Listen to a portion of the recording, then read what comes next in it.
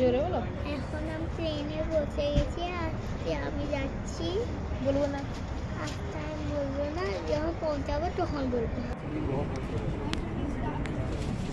তো train start হয়ে গেছে। আমি যাচ্ছি সেটা আমি পরে বলবো। আমি একটু থাকি।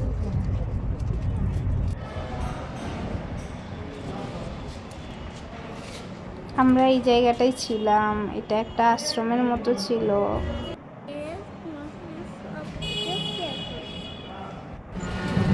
এখন আমরা যাচ্ছি বাঁকবিহারী মন্দির। তো সেখানে প্রচুরই ভিড় ছিল। আমি ক্যামেরা যতটা সম্ভব চেষ্টা করেছিলাম, কিন্তু পুলিশ আমাকে বাধা দিয়ে দিয়েছিল ক্যামেরা বন্ধ করার জন্য।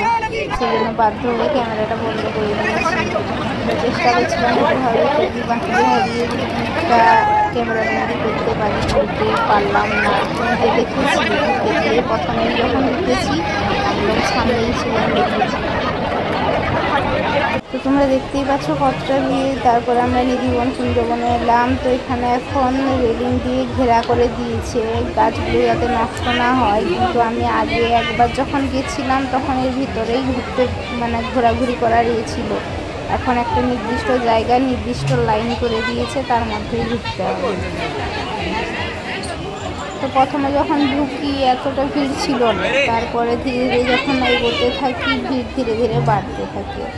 তো কিছুটা গাছের ডাল, তুলসী গাছের তুলসী মাতার ডাল আর কি বাইরে বেরিয়ে আছে, যেটা হাত দিয়ে স্পর্শ করা যাবে, প্রণাম করা যাবে।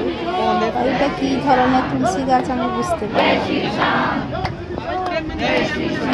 আলাদা, একটু অন্য তুলসী গাছের থেকে আলাদা। তো দেখতে পাচ্ছ কত ভিড় আছে ভিতরে। উপরে বানরের উপদ্রব চলছে, সেই জন্য ছেলে ভয়ে তার বাবার কোলে উঠে গেছে। আর সবাই যখন রাধে রাধে বলছে তখন ছেলে রাধে রাধে বলছে। সারাদিন ঘুরে ঘুরে এতটা ক্লান্ত হয়ে গেছিলাম আমরা। যতটা পেরেছি ঘুরতে গেছি, তাও তো অনেক জায়গা বাকি থেকে গেছে। তো চেষ্টা করবো আরও যাওয়ার। আর বৃন্দাবন বা মথুরা আমার দুটো জায়গায় যেতে এতটাই ভালো লাগে। প্রেম মন্দির আমি দিনের বেলা দেখেছিলাম, কিন্তু রাত্রের ভিউটা আমি দেখিনি। তো তোমরাও দেখো, এখানে যে লাইটিং আছে ওটা প্রত্যেক মিনিটে মিনিটে চেঞ্জ হতে থাকে। কখনো রেড কালার হচ্ছে তো কখনো আলাদা কালার হয়ে যাবে। তোমরা নিজেরাই দেখতে পাবে যখন যাবে। এখানে এমন একটা শান্তির জায়গা, মনটা পুরো শান্ত হয়ে যাবে এখানে গেলে। ভগবানের যে স্থান, সেটা এই জায়গাটায় না গেলে কেউ বুঝতে পারবে না। এতটা পরিমাণ অন্ধকার, আর এদিকে তাকালে তো মন একদম ভরেই যাবে। আর জায়গাটায় এত ঠান্ডা একটা বাতাস বইছিল, অসাধারণ লাগছিল দেখে বলে।